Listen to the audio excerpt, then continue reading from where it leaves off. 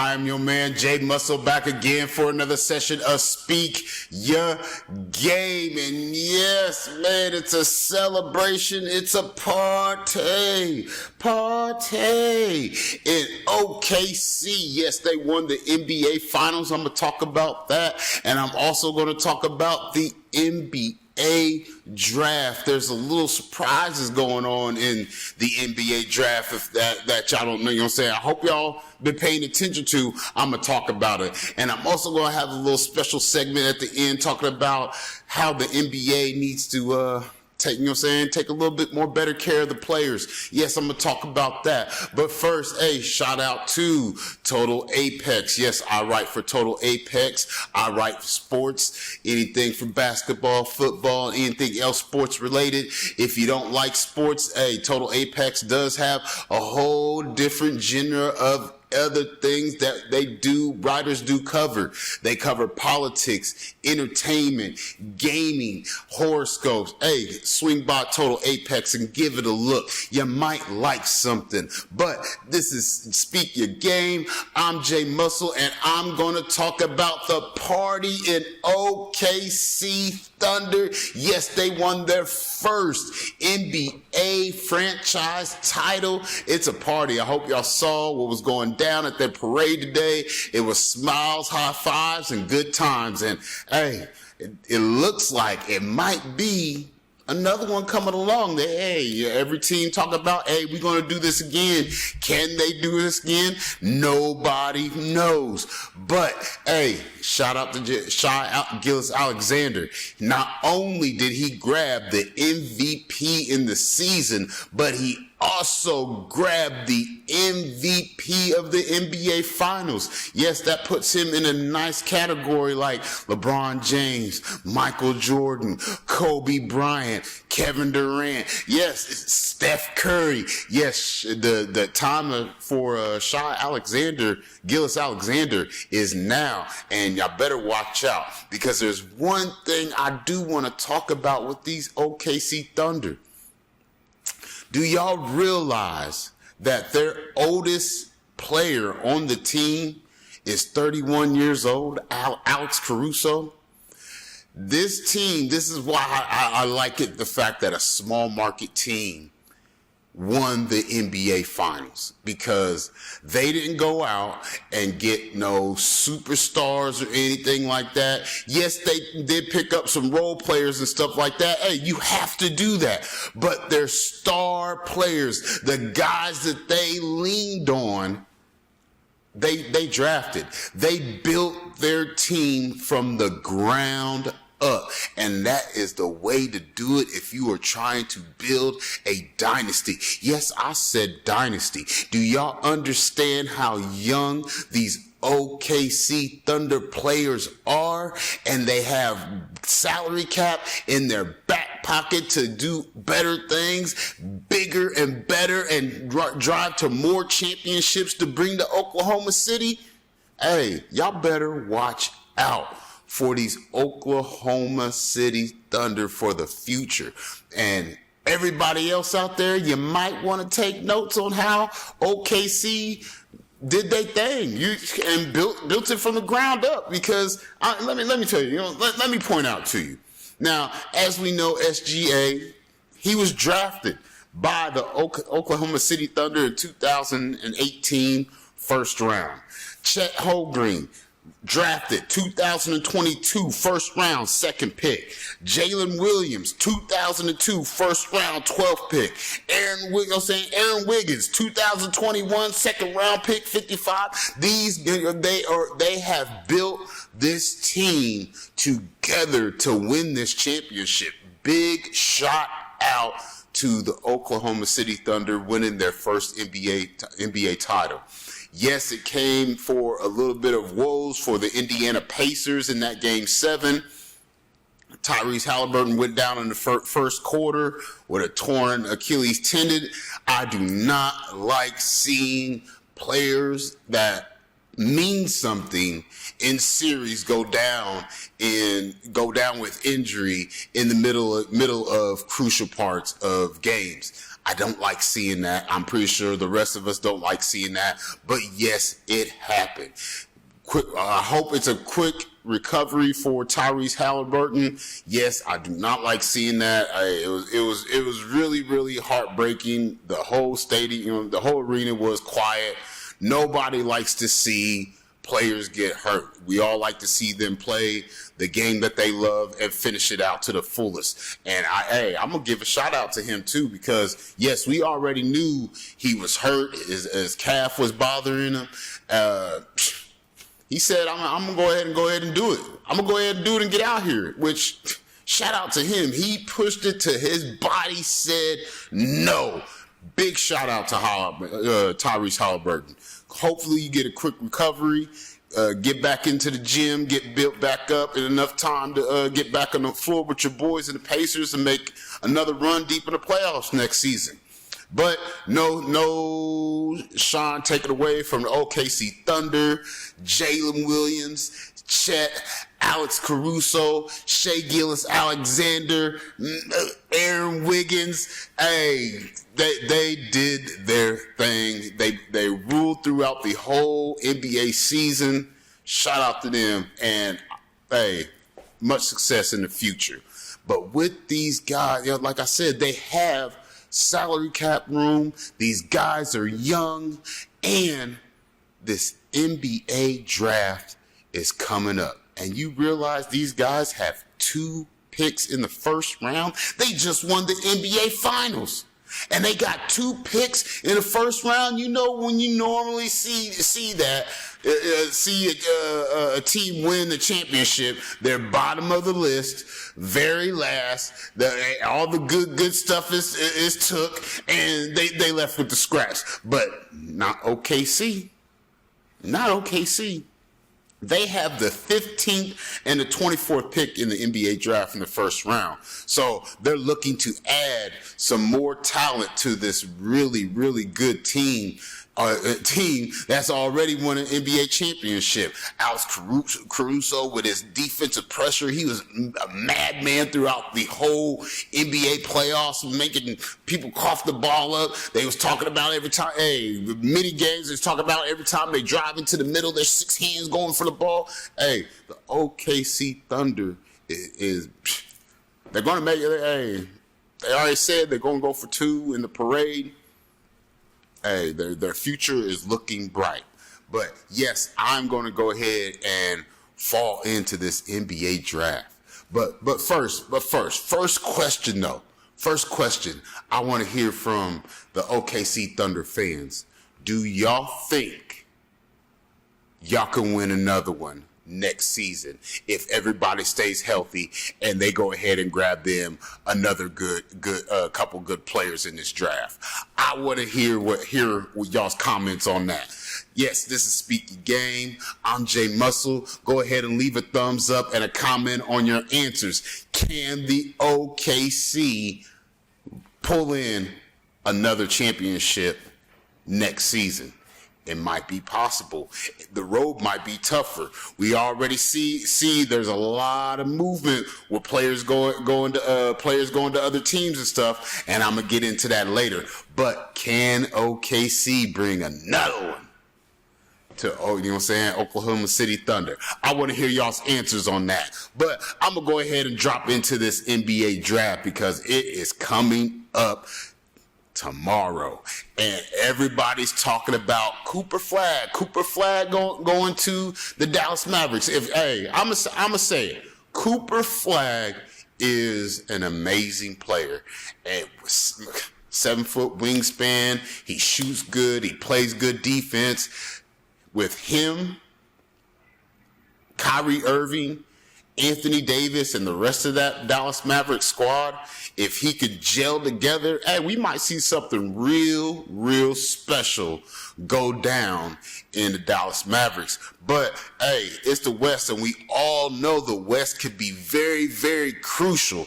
And I'm gonna let y'all know now, San Antonio Spurs is nothing to keep bypassing. Yes, we know they picked up Wemby last year. We seen how he ran through the season and made records and, you know what I'm saying, made spectacular plays and stuff. We saw that the Spurs traded for De'Aaron Fox to come there. They got some other pieces, but if they can go ahead and grab possibly Dylan Harper, which NBA mock draft is talking about him going to, they are trying to build a nice little team around Wemby. And let's not forget, Chris Paul is still on that team. He might come off the bench, leading that second team. His basketball IQ is off the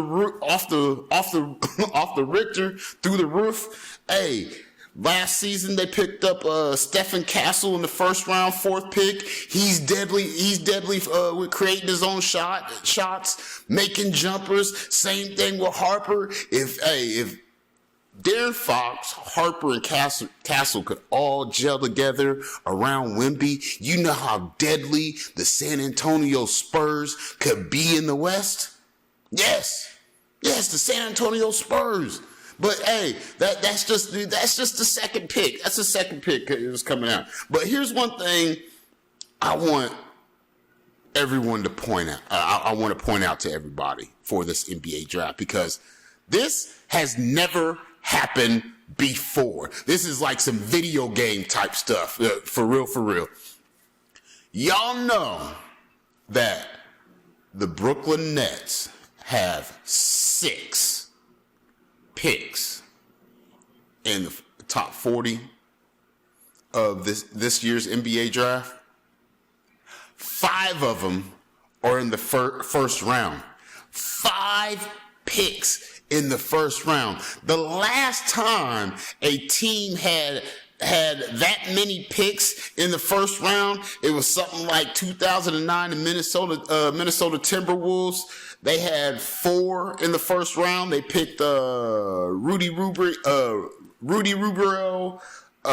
Johnny Flynn, Ty Lawson, and Wayne Ingleton. You'll say the Minnesota Timberwolves did that in 2009. So in this 2025 NBA draft, the Brooklyn Nets have 5 picks in the first round. And it's really unheard of in this recent NBA type setting. 6 picks in the top 40.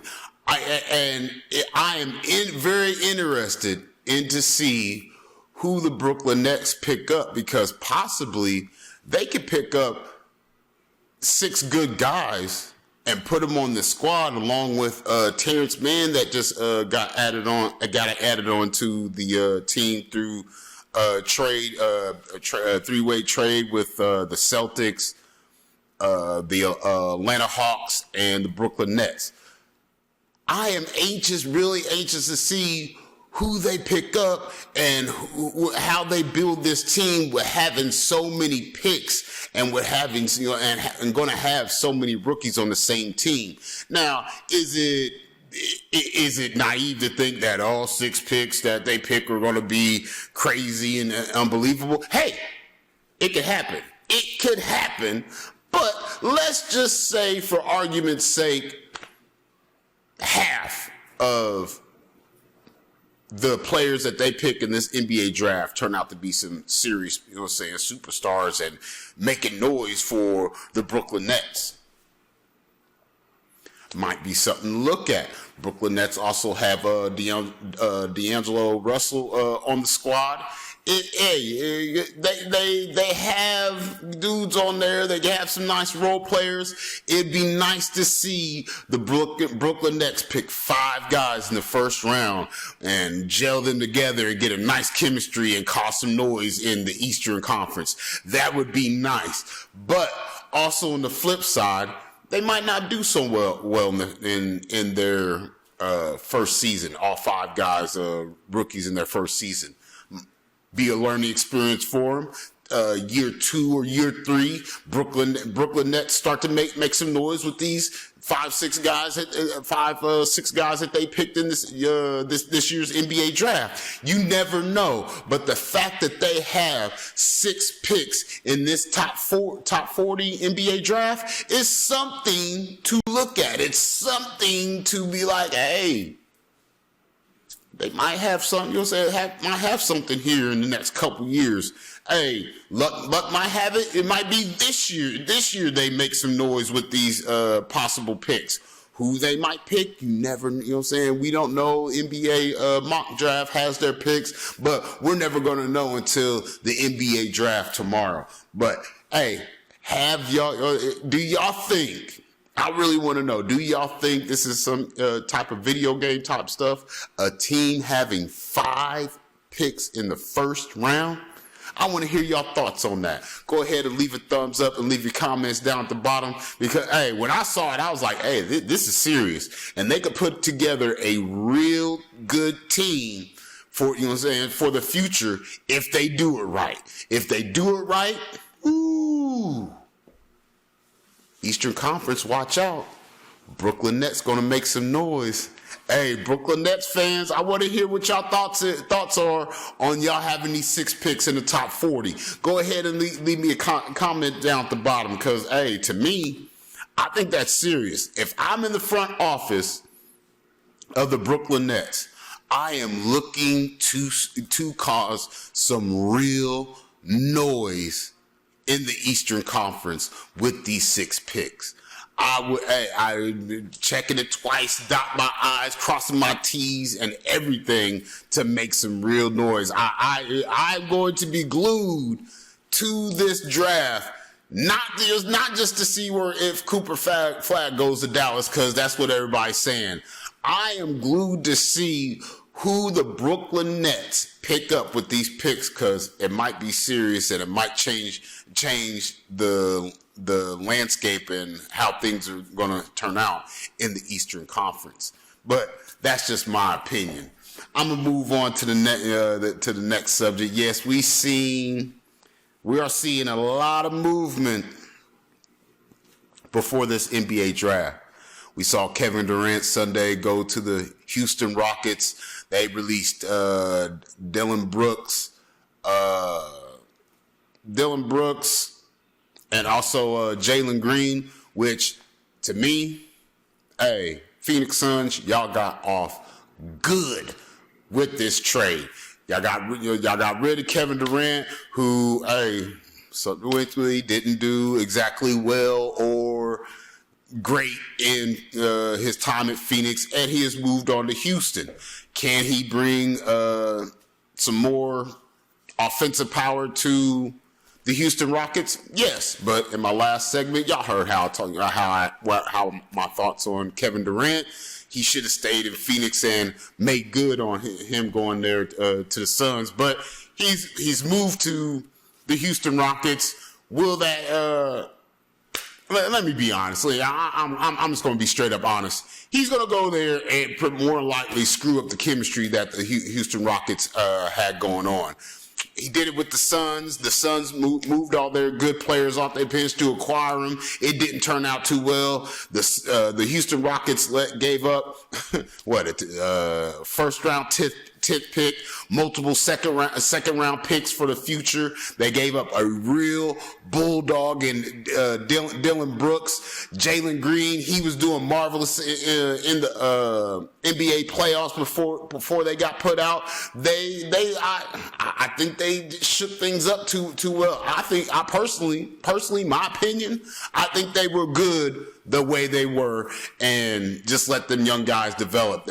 Amen Thompson, he's deadly. All them guys were young and just needed to develop together. But hey, upper office of Houston Rockets think different. Hey, I'm not up there. It's not my job to do that. So hey, shout out to them to make the move to move Kevin Durant there. Phoenix Suns, you made out good with it. Hopefully Devin Booker will get back healthy. He had a couple nagging injuries towards the end of the season during the playoffs. Jalen Green get in there. Hey, mix in well. Dylan Brooks, I already said he's a bulldog on defense. Hey, he helps on offense, makes his presence on the floor known. I could see the Phoenix Suns adding some pieces, more pieces to this team, possibly getting rid of Bradley Beal. But hey, he could probably. I think they might just hold on to him. Hey, something special could happen. You never know. But they could be also a problem in the Western Conference and looking to make noise in this Western Conference along with everybody else who's making the moves. Another move that made, Porzingis went to the Atlanta Hawks. Drew Holiday went to the Pacers. For Simmons goes to the Celtics. There's been a lot of movement in before this NBA draft, and I'm pretty sure before the NBA draft starts, there's going to be some more. Will the Brooklyn Nets hold on to all their picks, or do they cash in a couple of them to move up higher up the draft? You never know. I know I'm going to be watching this NBA draft. What are your thoughts on this upcoming NBA draft? I really want to know. Go ahead and leave your comments down at the bottom. Leave a thumbs up. I'm Jay Muscle. This is Speak Your Game. Hey, I'm always on here talking about sports. Hey, football, basketball, and anything else sports related. I'm on TikTok, YouTube, Facebook, X, any platform that you on. Speak Your Games here and J Muscle. Go ahead and find us. Hey, go ahead and leave a comment. And if you feel froggy to come onto the show and want to debate a topic, hey, my door is always open. Come in, jump. It might not go the way you like it, but hey, it's all in fun. One last thing I want to talk about before I get out of here is, man, the whole Tyrese Halliburton torn Achilles thing, it just bothers me, man. Because not to take away no shine from the Oklahoma City Thunder, but could we have seen a better Game 7 with him in it? Just like Dame Lillard for the Milwaukee Bucks going out. Could the Milwaukee Bucks made it further than they did? Jason Tatum, torn Achilles tendon. He's Boston Celtics. They won the championship last year. Could they have went farther if Jason Tatum didn't go down with a torn Achilles tendon? And just so happens, isn't it funny that all three players are number 0 that got torn Achilles tendons in crucial games for their franchises? It goes back to what I was saying in one of my sessions back before. The NBA needs to go back down to like 72 games.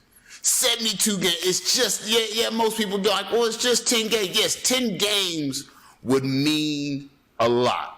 These 82 games, yes, it's a double-edged sword. When you're winning championships or you make it deep into the playoffs, you have little time of recovery. And like I've said before, you can't pay someone to rest for you. It's not possible. So with the NBA going down to 72 games, it'd be less stress on these NBA players.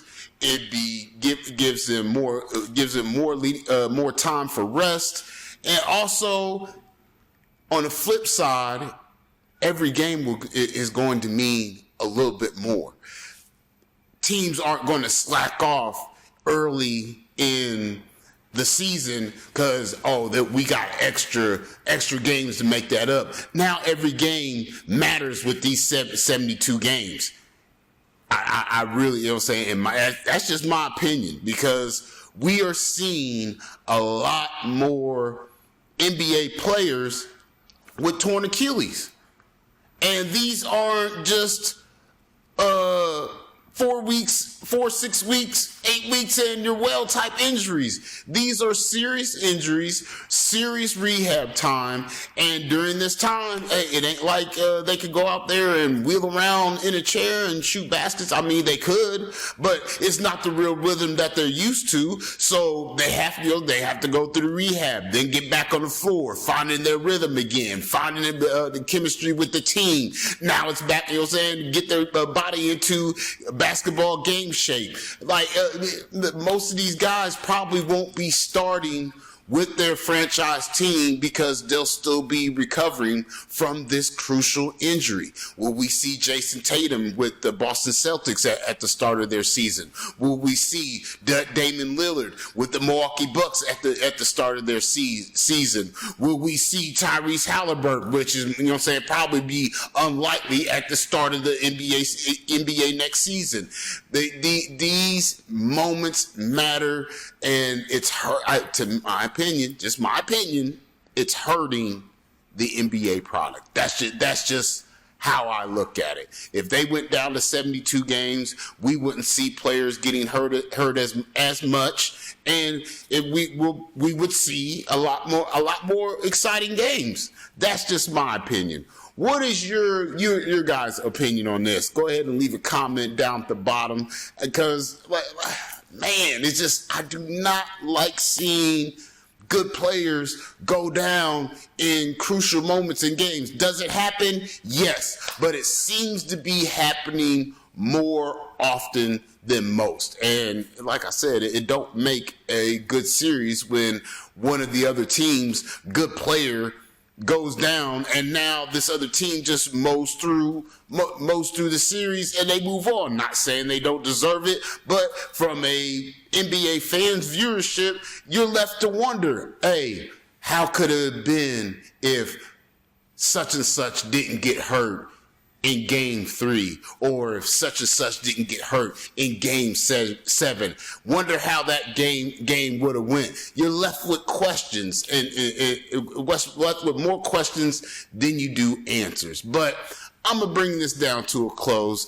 I'm Jay Muscle. This is Speak Your Game. If you like the show, go ahead and leave a thumbs up and leave a comment.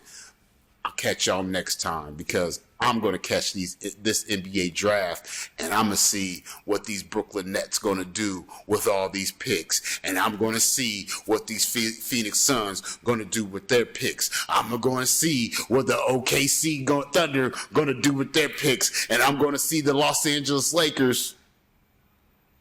Well, they ain't got no picks to the second round, but I'm going to see what everybody else got going on.